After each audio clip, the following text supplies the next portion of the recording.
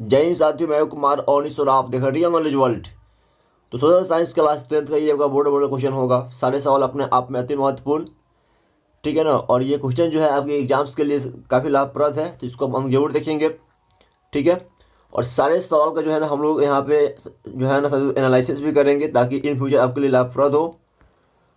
Last में जो है ना कमेंट बॉक्स में आप लोग अपना स्कोर भी जरूर देंगे कि हाँ सर मेरा इतना सही हो पाया। आज का फर्स्ट क्वेश्चन आपके स्क्रीन पे, पहला सवाल, यूरोप का मरीज किसे कहा जाता था? यूरोप का मरीज किसे कहा जाता था साथियों? बताइए, तुर्की, इटली, इंग्लैंड या फ्रांस? चार ऑप्शंस आपके सामने हैं। यूरोप का मरीज किसे कहा जाता था? तो देखिए ये आपको हो जाएगा तुर्की, हो जाएगा ऑप्शन नंबर ए, ठीक है। तुर्की को बोलते हैं ना, ऑप्शन नंबर ए तुर्की को जो है ना यूरोप का मरीज बोलते हैं। ऑप्शन नंबर ए इज जो राइट आंसर, तुर्की। क्वेश्चन नंबर 2, यंग इटली की स्थापना किसने की थी? मैजिनी, काउंट काउर, गैरिबाल्डी या बिस्मार्क? यंग इटली की स्थापना किसने की थी साथियों? तो ये आपको हो जाएगा मैजिनी, ऑप्शन नंबर ए, ठीक है साथियों। ये आपको क्या हो जाएगा, मैजिनी हो जाएगा ना, option number A is right answer. Mazzini जो है ना, मैजिनी ने सन 1831 ईस्वी में जो है ना यंग इटली की स्थापना की थी। और इसके 3 वर्ष बाद ही मैजिनी ने ही 1834 में जो है ना यंग यूरोप का भी ये स्थापना किए हुए थे। तो ध्यान रखिएगा, मैजिनी ने यंग इटली की स्थापना की थी। ध्यान रखिएगा साथियों, काफी महत्वपूर्ण सवाल है ये।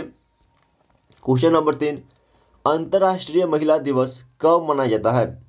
अंतर्राष्ट्रीय महिला दिवस, इंटरनेशनल वुमेन्स डे, कब मनाया जाता है? 8 जनवरी, 8 मार्च, 8 मई या 8 जुलाई? तो देखिए 8 मार्च जो है ना, 8 मार्च को पूरे विश्व में जो है ना अंतर्राष्ट्रीय जो है ना हम क्या मनाते हैं, तो मनाते हैं महिला दिवस। Option number B is right answer. 8 मार्च को अंतर्राष्ट्रीय महिला दिवस के रूप में मनाया जाता है। ऑप्शन नंबर बी ध्यान रखिएगा आप, ठीक है। और ये कब से? तो 1975 से ही जो है ना संयुक्त राष्ट्र संघ ने ये घोषणा किया है, यूएनओ ने, संयुक्त राष्ट्र संघ ने। अप्रैल थीसिस किसने लिखी? अप्रैल थीसिस किसने लिखी? ट्राटस्की, स्टालिन, लेनिन या क्रेंस्की? अप्रैल थीसिस किसने लिखी थी साथियों? तो ये थे लेनिन, ऑप्शन नंबर सी, ठीक है। लेनिन जो है ना, लेनिन ने ही अप्रैल थीसिस लिखी थी। तो ऑप्शन नंबर सी इज जो राइट आंसर, लेनिन ने अप्रैल थीसिस लिखी थी। अगला क्वेश्चन, सोवियत संघ का विघटन किस वर्ष हुआ? यानी कि सोवियत संघ जो है ना ये किस वर्ष टूट गया? देखिए सोवियत संघ को जो है ना इंग्लिश में क्या बोलते हैं? तो यूएसएसआर बोलते हैं, यूएसएसआर, इसी को बोलते हैं। तो सोवियत संघ का विघटन किस वर्ष हुआ? तो 1991 आपका हो जाएगा, ऑप्शन नंबर डी, 1991 ईस्वी में। ऑप्शन नंबर डी इज जो राइट आंसर। सन 1991 ईस्वी में सोवियत संघ का विघटन हो गया था। और इसके साथ आप ये भी ध्यान रखेंगे, ठीक है, इसका निर्माण कब हुआ था? तो 1922 ईस्वी में, ठीक है। 1922 ईस्वी में जो है ना सोवियत संघ का निर्माण हुआ था, और 1991 ईस्वी में इसका विघटन हो गया था, ये टूट गया हुआ था। अगला प्रश्न, चलिए एक क्वेश्चन बंटा हुआ है, तो अंकोर वाट में किस हिंदू देवता का मंदिर है? विष्णु, शिव, ब्रह्मा या इंद्र? अंकोर वाट में किस हिंदू देवता का मंदिर है? भगवान विष्णु का, भगवान शिव का, ब्रह्मा का या इंद्र का?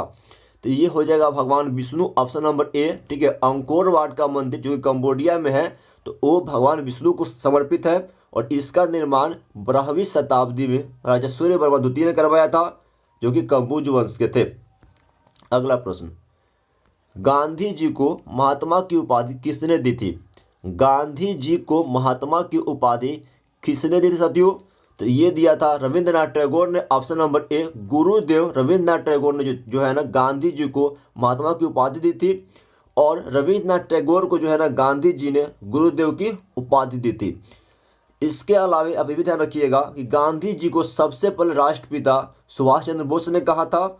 और गोपाल कृष्ण गोखले जो थे ना गांधी जी के राजनैतिक गुरु थे। तो यहाँ पे आपका ऑप्शन नंबर ए हो जाएगा, गांधी जी को महात्मा की उपाधि रविंद्रनाथ टैगोर ने दी थी। अगला प्रश्न, क्वेश्चन नंबर 8, पूर्ण स्वराज दिवस कब मनाया गया था? पूर्ण स्वराज दिवस कब मनाया गया था? तो ये आपको हो जाएगा ऑप्शन नंबर ए, 26 जनवरी 1930 ईस्वी को, ठीक है ना। 26 जनवरी 1930 को, ऑप्शन नंबर ए इज जो राइट आंसर। 26 जनवरी 1930 को जो है ना पूर्ण स्वराज दिवस मनाया गया था। ठीक है, और इसी डेट के जो है ना याद में हम लोग आज भी 26 जनवरी को गणतंत्र दिवस के रूप में मनाते हैं। अगला प्रश्न, हीराकुंड परियोजना किस नदी पर है? हीराकुंड परियोजना किस नदी पर साथियों? तो ये आपका है महानदी पर, उड़ीसा में। ऑप्शन नंबर ए, हीराकुंड जो है ना, हीराकुंड परियोजना ये महानदी पर उड़ीसा में है और ये जो है भारत का सबसे लंबा नदी बांध परियोजना है। अगला प्रश्न, गुरु गोविंद सिंह जी का जन्म किस नगर में हुआ था? गुरु गोविंद सिंह जी का जन्म जो है ना किस नगर में हुआ था? देखिए, सिखों के 10वें और अंतिम गुरु थे गुरु गोविंद सिंह जी। तो यहाँ अब सवाल क्या है, गुरु गोविंद सिंह जी का जन्म जो है किस नगर में हुआ था? अमृतसर, पटना, लाहौर या इलाहाबाद? तो देखिए, गुरु गोविंद सिंह जी जो है ना इनका जन्म पटना सिटी में हुआ था, पटना सिटी में। तो ये आपका हो जाएगा ऑप्शन नंबर बी, गुरु गोविंद सिंह जी जो कि सिख धर्म के 10वें और अंतिम गुरु थे, इनका जन्म पटना में हुआ था। कब? तो 5 जनवरी 1666 को। कब? तो 5 जनवरी 1666 को हुआ था ना। और आप ये भी ध्यान रखेंगे, खालसा पंथ की स्थापना भी गुरु गोविंद सिंह जी ने ही की थी। अगला प्रश्न, ईस्ट इंडिया कंपनी भारत से अफीम का निर्यात किस देश को करती थी? ईस्ट इंडिया कंपनी भारत से अफीम का निर्यात किस देश को करती थी? अमेरिका, चीन, जापान या अफगानिस्तान को? ईस्ट इंडिया कंपनी जो है ना भारत से अफीम का निर्यात किस देश को करती थी? तो ये आपका हो जाएगा चीन को। Option number B, East India Company जो है ना भारत से अफीम का निर्यात चीन को करती थी। ध्यान रखिए किसको? तो चीन को करती थी। और ईस्ट इंडिया कंपनी का स्थापना कब हुआ था? तो 31 दिसंबर 1600 ईस्वी को। कब? तो 31 दिसंबर 1600 ईस्वी को। अगला प्रश्न, रूसो किस देश का दार्शनिक था? रूसो किस देश का दार्शनिक था? तो ये था फ्रांस का। ऑप्शन नंबर ए। और फ्रांस की क्रांति में जो है रूसो का काफ़ी अहम योगदान भी था। रूसो की एक प्रसिद्ध पुस्तक है सामाजिक संविदा, सोशल कॉन्ट्रैक्ट, आप ये भी ध्यान रखेंगे। तो रूसो जो है फ्रांस का दार्शनिक था। निम्नलिखित में कौन नवीकरणीय संसाधन है? निम्नलिखित में कौन नवीकरणीय संसाधन है? पेट्रोल, कोयला, जल या लौह अयस्क? देखिए, वे सभी रिसोर्स जिसका पुनः पूर्ति संभव है उसको बोलते हैं नवीकरणीय, रिन्यूएबल।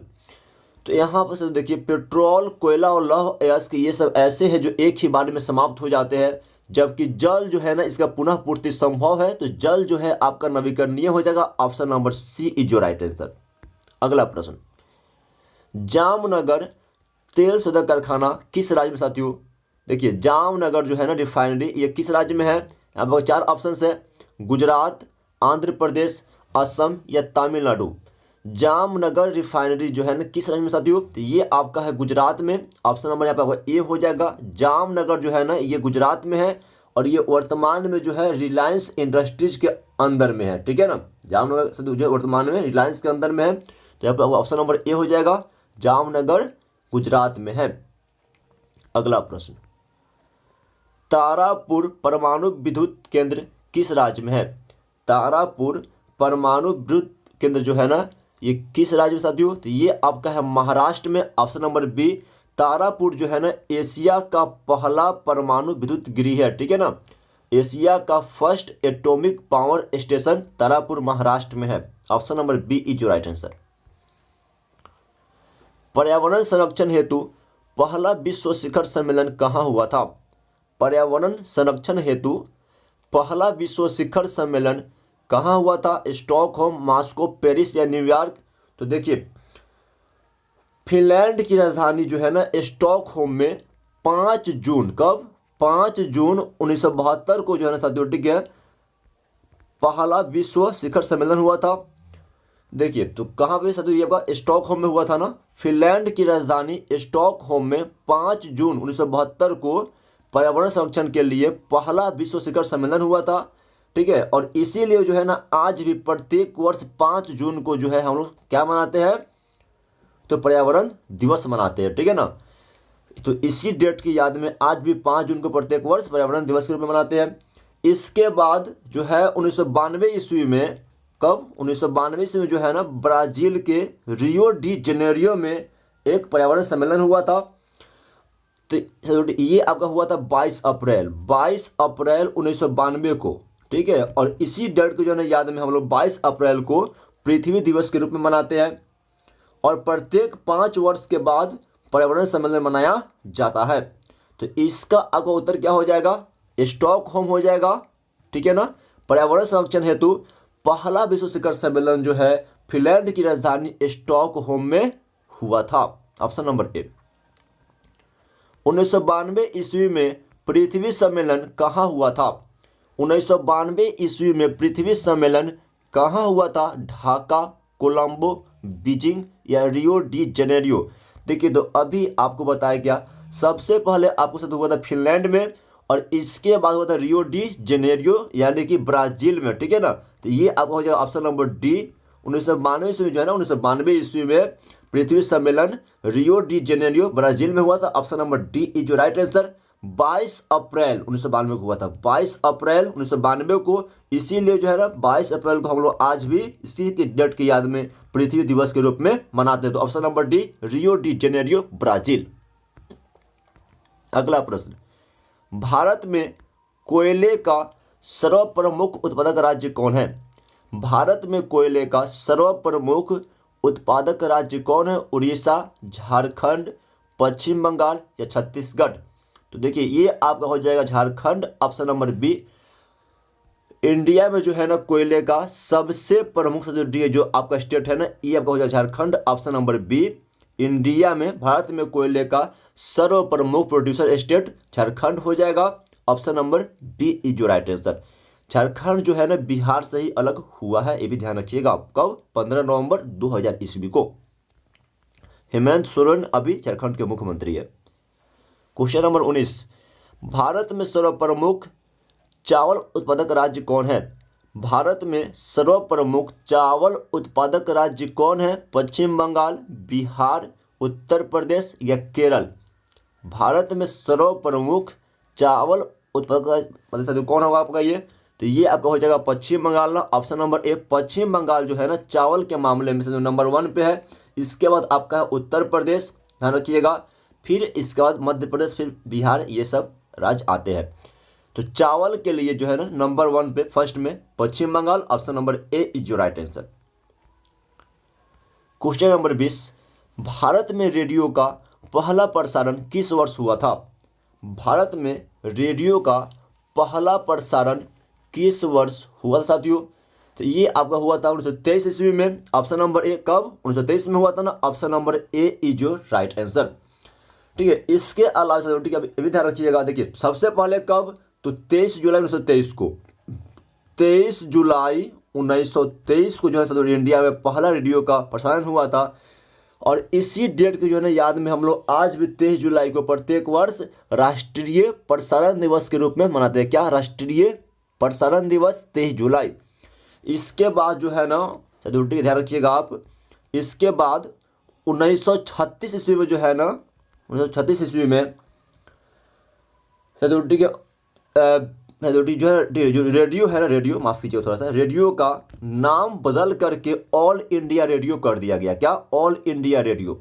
और इसके बाद फिर से 1957 में जो है ना इसका नाम बदल करके आकाशवाणी कर दिया गया। तो देखिए, रेडियो का नाम बदल के सदैव ऑल इंडिया रेडियो कब किया गया? 1936 ईस्वी में। और आकाशवाणी कब किया गया? 1957 ईस्वी में। क्लियर? और 23 जुलाई को जो है ना राष्ट्रीय प्रसारण दिवस के रूप में मनाया जाता है। अगला प्रश्न, भारत में हरित क्रांति की शुरुआत कब हुई थी? भारत में हरित क्रांति की शुरुआत कब हुई थी? तो 1966 1966 ईस्वी में, ऑप्शन नंबर बी। इंडिया में जो है ना ग्रीन रिवोल्यूशन, हरित क्रांति कब आया? तो 1966 ईस्वी में, ध्यान रखिएगा, ठीक है ना। और इसके जनक कौन थे भारत में? तो M S. Swaminathan, doctor M S. Swaminathan को जो है ना भारत में हरित क्रांति के जनक मानते हैं। और विश्व में कौन? तो नॉर्मन बोरलॉग, विश्व हरित क्रांति के जनक कौन? तो नॉर्मन बोरलॉग। भारत में कौन? तो MS स्वामीनाथन। ध्यान रखिएगा। अगला प्रश्न, सूती कपड़ा उद्योग का कच्चा माल क्या है? सूती कपड़ा उद्योग का कच्चा माल क्या है? जूट, कपास, रेशम या इनमें से कोई नहीं?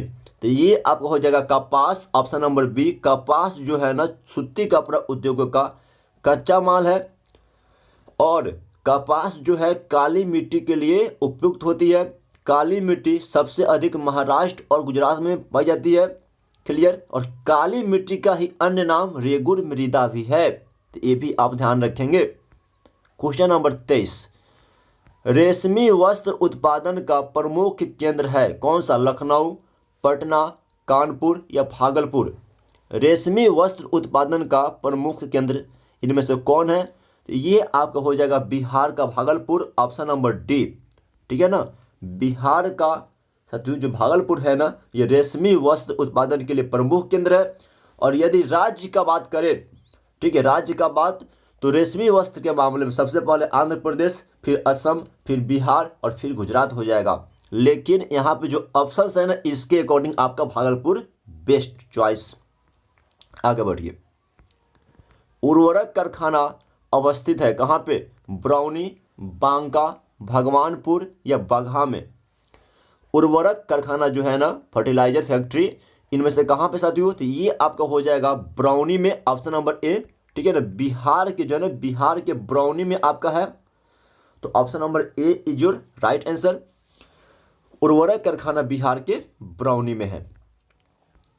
क्वेश्चन नंबर 25, रंग भेद की नीति के विरुद्ध आवाज किसने उठाई थी? रंग भेद की नीति के विरुद्ध आवाज किसने उठाई थी? George W Bush, Martin Luther king, George Washington या अब्राहम लिंकन? तो देखिए, रंग भेद जो है यानी कि काले और गोरों का अंतर, इसके विरुद्ध आवाज मार्टिन लूथर किंग ने उठाई थी, तो ऑप्शन नंबर बी इज जो right answer, Martin Luther King, option number B. रंग भेद की नीति के विरुद्ध आवाज मार्टिन लूथर किंग ने उठाई थी, ये भी आप ध्यान रखेंगे।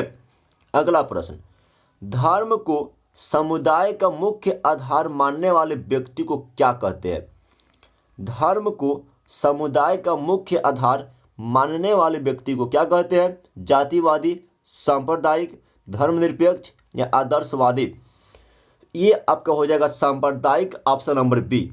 ठीक है ना। यानी वैसा व्यक्ति जो प्रत्येक बात में केवल धर्म को लेके आता है उसको बोलते हैं सांप्रदायिक। तो ठीक है, ये आप हो जाएगा ऑप्शन नंबर बी, ध्यान रखिएगा। अगला सवाल, क्वेश्चन नंबर 27, भारत में राष्ट्रीय महिला आयोग अधिनियम कब बना था? भारत में राष्ट्रीय महिला आयोग अधिनियम कब बना था? ये इसका आपका उत्तर क्या हो जाएगा? तो ये आपका हो जाएगा 1990 ईस्वी में, ऑप्शन नंबर डी 1990 हो जाएगा ना। राष्ट्रीय महिला आयोग अधिनियम 1990 में बना हुआ था। और 30 अगस्त 1990 को, कब? 30 अगस्त 1990 को इसको राष्ट्रपति की मंजूरी मिली साथियों। ठीक है। और इसके साथ ही 10 जनवरी 1992 को राष्ट्रीय महिला आयोग का गठन कर दिया गया। कब? 10 जनवरी 1992 ईस्वी को।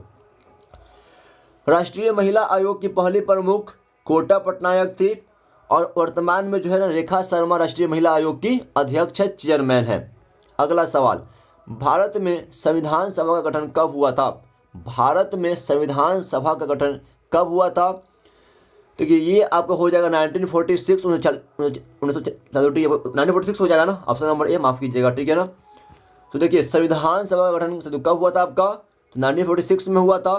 ठीक है। जुलाई 1946 में हुआ था। ठीक है, जुलाई 1946 में हुआ था ना। ठीक है ना। और संविधान सभा के अस्थायी अध्यक्ष कौन थे? तो डॉक्टर राजेंद्र प्रसाद। अस्थायी अध्यक्ष कौन थे? तो डॉक्टर सचिदानंद सिन्हा। और संविधान सभा के प्रारूप समिति के अध्यक्ष कौन थे? तो बाबा साहब भीमराव अंबेडकर। संविधान सभा में 389 सदस्य थे, ये भी ध्यान रखेंगे आप, 389 मेंबर थे। क्लियर। 292 ब्रिटिश प्रांतों के, 4 चीफ कमिश्नर क्षेत्रों के और 93 देशी रियासतों के मेंबर थे। अगला प्रश्न, तेलंगाना राज्य का गठन कब हुआ था? तेलंगाना राज्य का गठन कब हुआ था? देखिए, तेलंगाना की जो राजधानी है कहाँ पे? तो ये है आपका हैदराबाद। हैदराबाद, ठीक है, पहले कैपिटल था आंध्र प्रदेश का। लेकिन देखिए, चूंकि आंध्र प्रदेश से जो है ना अलग होकर तेलंगाना बना। कब? तो 2 जून 2014 को, 2 जून 2014 को ये आपको हो जाएगा ऑप्शन नंबर ए। तेलंगाना का निर्माण कब हुआ? तो 2 जून 2014 को हुआ था, ठीक है ना। और इसकी सदर राजधानी कहाँ पे है? तो हैदराबाद है। और आंध्र प्रदेश का जो है ना राजधानी अब कहाँ पे हो गया? तो अमरावती, ठीक है, राजधानी बन रहा है। आंध्र प्रदेश का अमरावती, तेलंगाना का हैदराबाद। तेलंगाना राज्य कब बना? तो 2 जून 2014 को। तेलंगाना के जो है ना वर्तमान में मुख्यमंत्री कौन है? तो के चंद्रशेखर राव। और गवर्नर राज्यपाल कौन है? तो तमिलसाई सुंदरराजन। अगला प्रश्न है आपका, चिपको आंदोलन की शुरुआत किस राज्य से हुई? चिपको आंदोलन की शुरुआत किस राज्य से हुई? तो ये आपका हो जाएगा उत्तराखंड, ऑप्शन नंबर सी, ठीक है। उत्तराखंड के टिहरी गढ़वाल क्षेत्र से हुआ था ना। कब? तो 1973 ईस्वी में, 1973 ईस्वी में। तो option number C is your right answer. Uttarakhand के टिहरी गढ़वाल क्षेत्र से जो है ना सुंदरलाल बहुगुणा के नेतृत्व में आपका चिपको आंदोलन शुरू हुआ था। अगला प्रश्न, लोकतंत्र का प्राण किसे कहा जाता है? लोकतंत्र का प्राण किसे कहा जाता है? तो ये आपका हो जाएगा राजनीतिक दलों को, option number A political party को, option number A is your right answer, राजनीतिक दल। अगला सवाल, निम्नलिखित में से कौन एक राष्ट्रीय दल? साथियों, इनमें से कौन जो है एक नेशनल पार्टी राष्ट्रीय दल है? तो ये आपका हो जाएगा Bharatiya Janata Party, BJP, option number C. BJP जो है ना एक राष्ट्रीय पार्टी है जिसका गठन 6 अप्रैल 1980 को हुआ था। कब? 6 अप्रैल 1980 को, ठीक है ना। अटल बिहारी वाजपेयी और लाल कृष्ण आडवाणी ने, ठीक है, इसका स्थापना की हुआ था ये। और कमल का फूल छाप जो है ना बीजेपी का क्या है? चुनाव चिन्ह है। अगला सवाल, भारत में लोकतंत्र की क्या चुनौती है? भारत में लोकतंत्र की क्या चुनौती है? जातिवाद, आतंकवाद, परिवारवाद या इनमें सभी? तो देखिए, ठीक है, बता सकते यहाँ पे क्या हो जाएगा? तो यहाँ पे आपको हो जाएगा ऑप्शन नंबर डी, सभी हो जाएगा ना, सभी हो जाएगा। देखिए, भारत में जो है ना लोकतंत्र की चुनौती में ये सभी शामिल है, जातिवाद भी है, आतंकवाद भी है, परिवारवाद भी है, और ये अगर सभी हो जाएगा, ऑप्शन नंबर डी इज जो राइट आंसर, सभी हो जाएगा ये। अगला प्रश्न, किसने कहा लोकतंत्र जनता के द्वारा और जनता के लिए शासन है? ये कथन किसका है? लोकतंत्र जनता के द्वारा और जनता के लिए शासन है, ये कथन किसका साथियों? तो ये आपको हो जाएगा अब्राहम लिंकन का। अमेरिका के पूर्व राष्ट्रपति अब्राहम लिंकन ने कहा था कि लोकतंत्र जनता के द्वारा और जनता के लिए शासन है। Option number C is your right answer, Abraham Lincoln, आप ध्यान रखेंगे। अगला प्रश्न, निम्नलिखित में से कौन सा कदम लोकतांत्रिक सुधार का सूचक है? अशिक्षा, पंचायती राज, सामाजिक असमानता, इनमें से कोई नहीं। तो देखिए यहाँ पे जो आपका ऑप्शन नंबर बी है ना, पंचायती राज, ये यहाँ उत्तर हो जाएगा, ठीक है। पंचायती राज जो है ना, ठीक है, पंचायती राज व्यवस्था ये लोकतांत्रिक सुधार का सूचक है। तो ऑप्शन नंबर बी हो जाएगा आपका, पंचायती राज व्यवस्था जो है ना लोकतांत्रिक सुधार का सूचक है, ऑप्शन नंबर बी। अगला प्रश्न, भारत में योजना आयोग के अध्यक्ष कौन थे? भारत के योजना आयोग के अध्यक्ष कौन थे? तो देखिए, सबसे पहले योजना आयोग का निर्माण कब हुआ था? तो 15 मार्च 1950 को, 15 मार्च 1950 को जो है ना योजना आयोग का निर्माण किया गया था। और इसके अध्यक्ष भारत के प्रधानमंत्री होते थे। क्लियर? तो देखिए, तो यहाँ पे आपका उत्तर क्या हो जाएगा? सी हो जाएगा, प्रधानमंत्री। क्लियर? योजना आयोग के अध्यक्ष कौन थे? तो प्रधानमंत्री थे, ठीक है, यानी यही होते थे, ध्यान रखिएगा। और योजना आयोग का नया नाम क्या है? तो नीति आयोग है, ठीक है। और योजना आयोग का नाम बदलकर नीति आयोग कब किया गया? तो 1 जनवरी 2015 को, 1 जनवरी 2015 को इसका नाम नीति आयोग कर दिया गया। और नीति आयोग के अध्यक्ष भारत के प्रधानमंत्री ही होते हैं, ठीक है। अगला सवाल, भारत में प्रथम पंचवर्षीय योजना की शुरुआत कब हुई? भारत में प्रथम पंचवर्षीय योजना की शुरुआत कब हुई थी? तो 1951 ईस्वी में हुआ था ना, ऑप्शन नंबर यहाँ बी हो जाएगा, 1951 ईस्वी में, 1951, ऑप्शन नंबर बी। क्लियर? ध्यान रखिएगा, ऑप्शन नंबर बी। और 1951 से 56 जो है ना प्रथम पंचवर्षीय योजना का कार्यकाल है, 1951 से 56, यही 5 साल। अगला सवाल, इसमें कृषि पर विशेष जोर दिया गया था। बिहार में किस जिले की प्रति व्यक्ति आय सबसे कम है? बिहार में किस जिले की प्रति व्यक्ति आय सबसे कम है? मुजफ्फरपुर, दरभंगा, गया या शिवहर। देखिए यदि बात करें कि बिहार के ठीक है कौन से जिले की प्रति व्यक्ति आय सबसे अधिक है, तो पटना, मुंगेर, ठीक है, बेगूसराय हो जाएगा। नहीं, सबसे कम किसका है? तो मधेपुरा, सुपौल, शिवहर, यानी कि यहाँ पर आपको ऑप्शन नंबर डी शिवहर हो जाएगा। तो शिवहर जो है ना, शिवहर का भी प्रति व्यक्ति आय बहुत कम है, तो option number D is your right answer. सबसे अधिक पटना, मुंगेर, बेगूसराय, सबसे कम में मधेपुरा, सुपौल, शिवहर। अगला सवाल, आधुनिक युग की प्रगति का श्रेय मुद्रा को ही है, यह कथन किसका है? आधुनिक युग की प्रगति का श्रेय जो है मुद्रा को है, यह कथन किसका है? तो जॉन मार्शल का, ऑप्शन नंबर बी। ठीक है ना साथियों, मार्शल ने कहा था कि आधुनिक युग की प्रगति का श्रेय मुद्रा को है, option number B is your right answer. Marshall ने कहा था। अगला प्रश्न, बांग्लादेश की मुद्रा का नाम क्या है? बांग्लादेश की मुद्रा का नाम क्या साथियों? तो ये आप हो जाएगा टक्का। टक्का, राजधानी है ढाका, मुद्रा है टक्का। ठीक है ना, तो option number D is your right answer, टक्का हो जाएगा। जो ध्यान रखिए टक्का। देखिए इसके अलावे रुपया, ठीक है, तो रुपया है आपका इंडिया, नेपाल का। दिनार, दिनार किसका है? तो देखिए दिनार है कुवैत का। ठीक है ना, दिनार जो है ना कुवैत की मुद्रा है, और एक दिनार जो है ना, ठीक है, अभी वर्तमान में लगभग 238 रुपये के बराबर है, काफ़ी अधिक साथियों ये।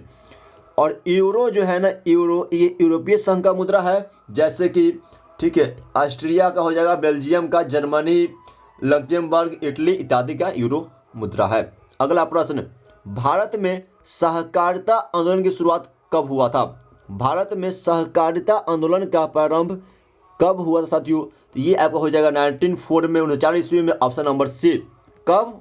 तो 1940 ईस्वी में हुआ, तो ध्यान रखिएगा, option number C is your right answer. अगला सवाल, भारत में कितने राष्ट्रीयकृत बैंक है? भारत में कितने राष्ट्रीयकृत बैंक है? 15, 19, 21 या 25? भारत में कितने राष्ट्रीयकृत बैंक है? तो ये सदुपयोग कितना हो जाएगा आपका? ये हो जाएगा कितना? तो 19 हो जाएगा ना, ऑप्शन नंबर बी। इंडिया में जो है ना एट प्रेजेंट वर्तमान में 19 नेशनलाइज्ड बैंक है, यानी कि 19 राष्ट्रीयकृत बैंक है, option number B is your right answer. जबकि 27 बैंक जो है ना ये आपका सार्वजनिक क्षेत्र के अंडर में आता है, और 19 राष्ट्रीयकृत बैंक है। अगला सवाल, मानव की न्यूनतम आवश्यकता क्या है? मानव की न्यूनतम आवश्यकता क्या है? तो रोटी, कपड़ा और मकान हो जाएगा, ऑप्शन नंबर ए। रोटी, कपड़ा और मकान मानव की न्यूनतम आवश्यकता मतलब क्या? जितने से जो है मानव अपना जीवन जी सकता है, तो रोटी, कपड़ा और मकान, ऑप्शन नंबर ए। इनमें कौन पूर्णतः सरकारी सेवा है? तो देखिए स्वास्थ्य सेवा, ठीक है, ये अब स्वास्थ्य तो अब प्राइवेट भी होता है ना, ठीक है। शिक्षा सेवा भी आपका प्राइवेट सेक्टर में उपलब्ध है। सैन्य सेवा जो है ना, सैन्य सेवा ये आपका पूर्णतः सरकारी सेवा है, तो ऑप्शन नंबर सी हो जाएगा आपका। ये सैन्य सेवा पूर्णतः सरकारी सेवा है, option number C is your right answer. देखिए वायुयान भी जो है ना, एरोप्लेन, ये भी प्राइवेट चलता है, लेकिन सैन्य सेवा सरकारी सेवा है। अगला सवाल, भारत सरकार ने सूचना का अधिकार अधिनियम कब पारित किया? भारत सरकार ने सूचना का अधिकार अधिनियम कब पारित किया साथियों? तो ये आपका हो जाएगा 2005 ईस्वी में। आरटीआई यानी राइट टू इन्फॉर्मेशन, ठीक है, आरटीआई एक्ट कब पास किया गया? 2005 ईस्वी में, option number A is your right answer. और इसके लिए मूवमेंट जो है ना शुरू कहाँ से हुआ था? तो राजस्थान से, ठीक है, राजस्थान से जो है ना सूचना के अधिकार कानून के लिए वहाँ से आंदोलन शुरू हुआ था, ऑप्शन नंबर ए 2005। अगला सवाल, सुनामी शब्द किस भाषा का शब्द है? तो सुनामी शब्द जो है ना ये किस भाषा का शब्द है? तो ये है, ये जापानी है, ठीक है ना, जापानी है, ऑप्शन नंबर डी।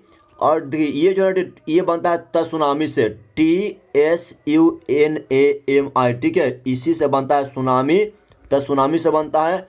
और ये जापानी शब्द tsunami, option number D is your right answer, जिसका मतलब होता है समुद्र में लहरों का उठना। अगला, निम्नलिखित में से कौन प्राकृतिक आपदा है? बम विस्फोट, भूकंप, युद्ध या रासायनिक दुर्घटनाएं? देखिए आपदा में जो है ना आप पढ़े होइएगा कि आपदा जो है दो टाइप्स के होते हैं, प्राकृतिक आपदा और मानव जनित आपदा। यहाँ पे सवाल तो क्या आ गया? निम्न में से कौन प्राकृतिक आपदा है? यानी कि जो ईश्वर के द्वारा ही शुरू किया गया हो, तो ये हो जाएगा भूकंप, ऑप्शन नंबर बी। ठीक है, भूकंप जो है ना, भूकंप प्राकृतिक आपदा है, भूकंप किसी मानव के अधीन नहीं है। ठीक है, मानव जो है न तो भूकंप करवा सकता है, न ही इसे रोक सकता है। अगला सवाल, मलबे के नीचे दबे हुए लोगों का पता लगाने के लिए किस यंत्र की मदद ली जाती है? मलबे के नीचे दबे हुए लोगों का पता लगाने के लिए किस यंत्र की मदद ली जाती है साथियों? हेलीकॉप्टर का, दूरबीन का, इंफ्रारेड कैमरा या टेलीस्कोप? तो देखिए, मलबे के नीचे जो है ना, यानी कि किसी दीवार के नीचे, ठीक है, दबे हुए लोगों का पता लगाने के लिए जो है ना, इंफ्रारेड कैमरा का हेल्प लेते हैं। तो ऑप्शन नंबर अवश्य हो जाएगा इंफ्रारेड कैमरा का। ठीक है ना, ध्यान रखिएगा, इंफ्रारेड कैमरा का। ठीक साथियों, तो आई होप ठीक है ये वीडियो आपके लिए काफ़ी यूजफुल रहा होगा। Free like the video, subscribe the channel and press the bell icon. जय हिंद, जय भारत, वंदे मातरम।